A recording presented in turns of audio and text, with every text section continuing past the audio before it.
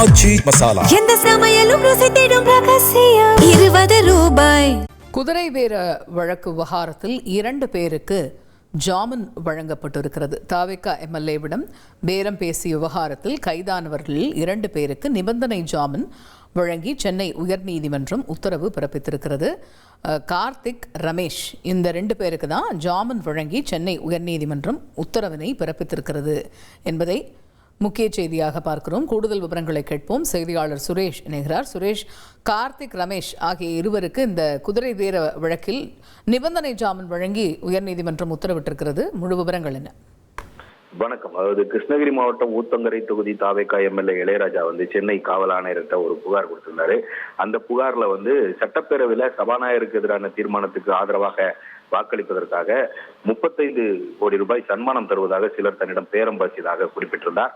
இந்த புகாரின் அடிப்படையில திருவல்லிக்கேணி காவல்துறையினர் வழக்கு பதிவு செஞ்சு 14 பேரை கைது செய்திருக்காங்க.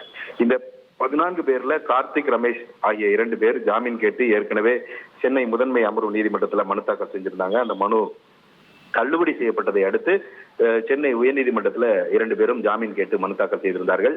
இந்த மனுவை விசாரித்த நீதிபதி ஜி.கே. இளந்திரையன் மறு உத்தரவு பிறப்பிக்கிற வரைக்கும் திருவல்லிக்கேணி காவல் நிலையத்தில் தினமும் காலை மாலை என 2 வேளையும் ஆஜராக வேண்டும் என்ற நிபந்தனையுடன் 2 பேருக்கும் நிபந்தனை ஜாமீன் வழங்கி உத்தரவு பிறப்பித்திருக்கிறார். தகவல்களுக்கு நன்றி சுரேஷ்.